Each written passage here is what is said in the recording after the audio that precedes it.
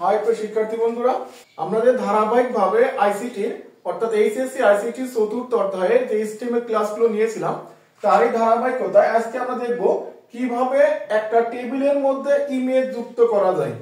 আর image যুক্ত করার জন্য যে রুলস গুলো দরকার, এখানে প্রত্যেকটা রুলস আমরা এখানে লিখে রেখেছি। যদি এই তিনটা রুলস আমাদের জানা থাকে তাহলে পরীক্ষায় যেভাবে ইমেজ যুক্ত করতে বলো আমরা প্রত্যেকভাবে আমাদের ছবিটা আমরা টেবিলের মধ্যে সংযুক্ত করতে পারবো। আমাদের যদি ছবিটা স্থির ছবি হয় এর জন্য আমরা এই যে এখানে ট্যাগটা দেওয়া আছে এই ট্যাগটা ইউজ করব। যদি আমাদের ছবিটা চলমান হয় অর্থাৎ যদি ভিডিও আকারে থাকে তাহলে আমরা এই সাইডের ট্যাগটা ইউজ করব।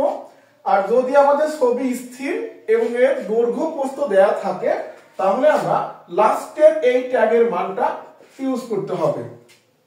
তো আসলে আমরা তিনটা ট্যাগ আগে পরিচিত হইনি। যদি আমাদের ছবিটা স্থির হয় তাহলে আমরা image search dot image dot JPG use করতে হবে। তাই ছবিটা যদি স্থির হয় তাহলে আমরা image search image dot JPG use করব। যদি ছবিটা চলমান হয় সব সেম থাকবে, শুধু এখানে জিআইএফ ইউজ করব অর্থাৎ গিফ ইউজ করবা।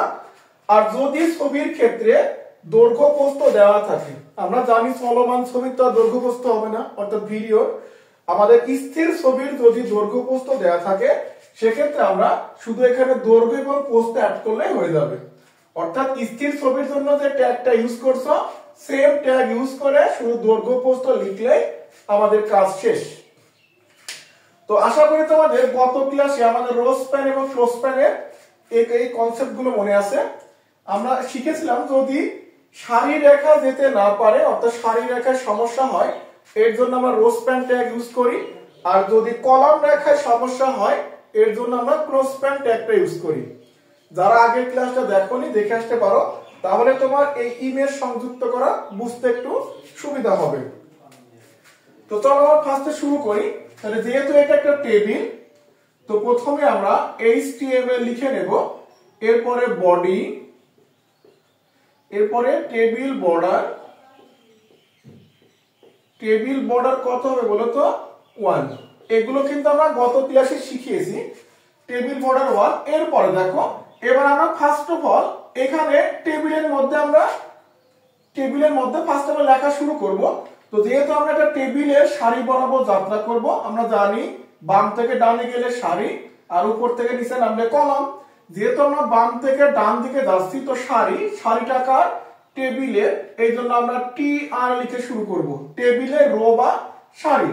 তো যাত্রা করার পরে দেখতে পাচ্ছি এখানে বড় একটা গ্যাপ রয়েছে, অর্থাৎ এখানে এই দাগটা এই পর্যন্ত আসছে, বাট এই দাগটা যাওয়ার কথা ছিল আমাদের এই পর্যন্ত, তাই না? তাহলে আমরা একটু আগে বললাম উপর থেকে নিচে গেলে কি রাখা হয়? কলাম রাখা হবে। উপর থেকে নিচের দিকে গেলে কি রাখা হবে? কলাম দেখা হবে। তাহলে যেহেতু কলাম রাখার সমস্যা এর জন্য আমরা ক্লোজ স্প্যান ট্যাগটা ইউজ করব। এখন বলো যদি এই দাগটা এই পর্যন্ত পৌঁছাইতো তাহলে কয়টা খোপ উৎপন্ন হতো? ডেফিনেটলি দুইটা খোপ বা দুইটা ঘর। তাহলে এখানে আমাদের দুইটা খোপ বা ঘরের সমস্যা আছে। তো আমরা এই জন্য এখান থেকে লিখে নেব, যেহেতু সাবজেক্ট একটা কি হেডিং, সাবজেক্ট একটা কি হেডিং, হেডিং এর জন্য টিএইচ অর্থাৎ টেবিলের হেডিং। তাহলে এখানে লিখব টিএইচ। তাহলে আমাদের ক্লোজ স্প্যান টিএইচ কি বলো? Close span. এই টেবিলের হেডিং ক্লোজ স্প্যান অর্থাৎ কলাম রেখার সমস্যা। ক্লোজ স্প্যান দিয়ে কয়টা ঘরের সমস্যা বলো? দুইটা। এই যে একটা একটা, তাহলে ক্লোজ স্প্যান 2। এটা ক্লোজ স্প্যান ক্লোজ করলাম। তাহলে এইটুকু দ্বারা আমাদের এই পুরো ফাঁকা ঘরটাকে বোঝাচ্ছে যে এই কলাম রেখায় দুইটা ঘর উৎপন্ন হতো বাট এখন হয়নি। তাহলে এই খোপের মধ্যে কে আছে এখন? সাবজেক্ট। তো এখানে আমরা লিখে দেব সাবজেক্ট লিখে দিলাম। এরপর আমরা নরমালি টিএইচ টা ক্লোজ করে দেব। তাহলে আমাদের এই লাইনটা দ্বারা পুরো খোপটাকে লেখা হয়ে গেছে। তাহলে আশা করি বুঝতে পারছো কলাম রেখার সমস্যার জন্য ক্লোজ স্প্যান ট্যাগ ইউজ করব আর হেডিং এর জন্য টিএইচ ট্যাগটা ইউজ করব। এরপর দেখো আমাদের এই লাইনের কাজ শেষ। আমরা আবার দ্বিতীয় লাইন থেকে যাত্রা শুরু করব। সেম ভাবে আমরা এখানে টিআরটা ক্লোজ করা হয়নি, আমরা টিআরটা ক্লোজ করে নেব। অর্থাৎ প্রতিটা সারি শেষ করার পরে আমরা টিআর শুরু টিআর ক্লোজ একটা কাজ শেষ করলাম। এরপর দ্বিতীয়টা শুরু করার সময় আবার টিআর লিখে নেব। এই টিআর দিয়ে যাত্রা শুরু করলাম। ফার্স্ট অফ অল আইসিটি একটা ডাটা, তো আমরা ডাটার জন্য টিডি বা টেবিলের ডাটা, তারপর এখানে হবে আমাদের আইসিটি, দেন আমরা এখান থেকে টিডিটা ক্লোজ করে নেব। আইসিটি লেখা শেষ। এখন আইসিটি লেখার পরে আমরা সামনের দিকে মুভ করতেছি, দেখছি আবার একটা প্রবলেম ক্রিয়েট হয়ে গেছে। অর্থাৎ প্রথমত প্রবলেমটা কি, এই দেখো এই দাগটা এখানে যাওয়ার কথা ছিল, এই দাগটা এই পর্যন্ত পৌঁছানোর কথা ছিল, বাট দাগটা তো পৌঁছায়নি। তাহলে এই দাগটা সমস্যা কার বলো, সারি বা রো? এই দাগটা সমস্যা কার, সারি বা রো এর সমস্যা। তাহলে সারি রেখা যেতে না পারলে আমরা রো স্প্যান ট্যাগ ইউজ করি। আমাদের এখানে ইমেজ আছে, এইটা সলিউশন পরে আগে আইডেন্টিফাই করতে হবে এই সমস্যাটা কার, সারি না কলামের। তাহলে আমরা বুঝতে পারতেছি এটা সারির সমস্যা, অর্থাৎ রো স্প্যান ট্যাগ হবে। তাহলে আমরা এখান থেকে লিখে নেব যে টিডি রো স্প্যান। তাহলে টিডি রো স্প্যান কত হলো 2। আগের বারের মতোই দাগটা গেলে দুইটা খোপ বা ঘর উৎপন্ন হতো। তাহলে টিডি রো স্প্যান 2 দ্বারা ফাঁকা ঘরটাকে বোঝালাম। এবার বলো এই ফাঁকা ঘরের মধ্যে এখন বর্তমানে কি আছে, একটা ছবি যুক্ত আছে বা ইমেজ, একটা শাপলা ফুলের ছবি আছে। তাহলে ইমেজ শাপলা ফুলটা যেহেতু স্থির অবস্থায় আছে, তাহলে এর জন্য আমরা এই ট্যাগটা ইউজ করব। স্থির ছবির জন্য যে ট্যাগটা আমরা জানি, তাহলে ট্যাগটা কি জানো ছিল, ইমেজ সার্চ এসআরসি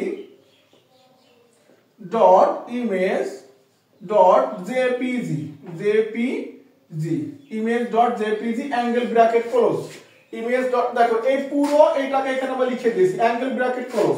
তাহলে এইটা দ্বারা বোঝালাম যে ভিতরে একটা ছবি আছে, ভিতরে একটা ইমেজ আমরা যুক্ত করছি। এখন ইমেজটা কিসের বলতো, একটা শাপলা ফুলের। তো এখানে আমরা লিখে দেবো শাপলা, যে নামটা দেওয়া থাকবে আমরা সেই নামটা লিখবো। যেহেতু আমি উল্লেখ করিনি বলে দিচ্ছি, এই জন্য আমি শাপলা লিখে দিলাম।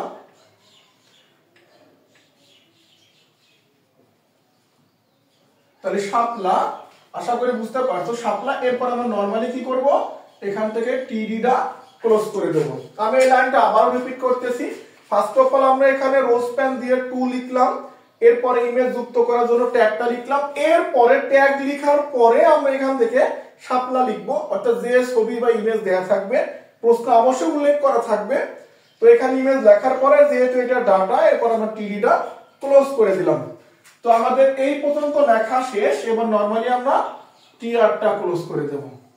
তাহলে আমাদের এই লাইনগুলো ইমেজ দিয়ে লেখা শেষ। শুধুমাত্র এখানে ম্যাথের টপিকসটা লিখতে পারলে আমাদের পুরো এইচটিএমএল কোড লেখা হয়ে যাবে। তো আমরা আবার সেম ভাবে টিআর দ্বারা শুরু করব, এরপরে আমাদের হবে টিডি, যেহেতু ম্যাথ একটা ডাটা, দেন ম্যাথ, আবার আমরা টিডিটা ক্লোজ করে দেব। তাহলে টিডি ক্লোজ করার পরে আমাদের সামনে কিন্তু মুভ করার প্রয়োজন নাই, কারণ আমরা এইখানে 2 দ্বারা পুরো বক্সটাকে বুঝিয়েছি, অর্থাৎ এইটুকু লেখা হয়ে গেছে। তাহলে ম্যাথ লেখার পরে আমাদের কাজ শেষ। তো এরপরে আমরা টিআরটা ক্লোজ করব।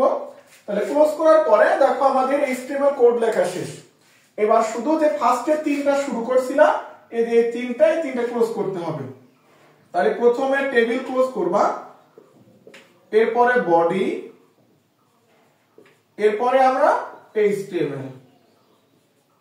এই হচ্ছে আমাদের ফাইনালি ইমেজ যুক্ত করার জন্য আমাদের কাজ। তো আশা করি বুঝতে পারছো। যদি বুঝতে সমস্যা হয় আমি তোমাদের বলবো, তোমরা পূর্বে যে ক্লাসগুলো দেয়া ছিল এই ক্লাসটা একটু দেখে আসো। দেখো এই ক্লাসটা দেখার পরে তোমার এই ক্লাসটা একদম ইজি মনে হবে। বাট তুমি যদি আগের বেসিক গুলো ভালো না বুঝে একবার এই ক্লাসটা শুরু করা, তাহলে একটু বুঝতে সমস্যা হতে পারে। তো আমরা এখান থেকে স্থির ছবির জন্য দেখলাম কিভাবে ইমেজ যুক্ত করতে হয়। আমরা পরবর্তী ক্লাসে আমরা এই যে চলমান যে ছবি, অর্থাৎ ভিডিও আকারে যে ছবিগুলো যুক্ত করতে বলে, এর জন্য এইচটিএমএল কোড দেখব। দেন আমরা ধারাবাহিকভাবে দৈর্ঘ্য প্রস্থ সংযুক্ত করেও এইচটিএমএল কোডগুলো দেখব। তো এতক্ষণ আমাদের সাথে থাকার জন্য ধন্যবাদ। তোমাদের সবাইকে পরবর্তী ক্লাস দেখার আমন্ত্রণ রইল। আসসালামু আলাইকুম।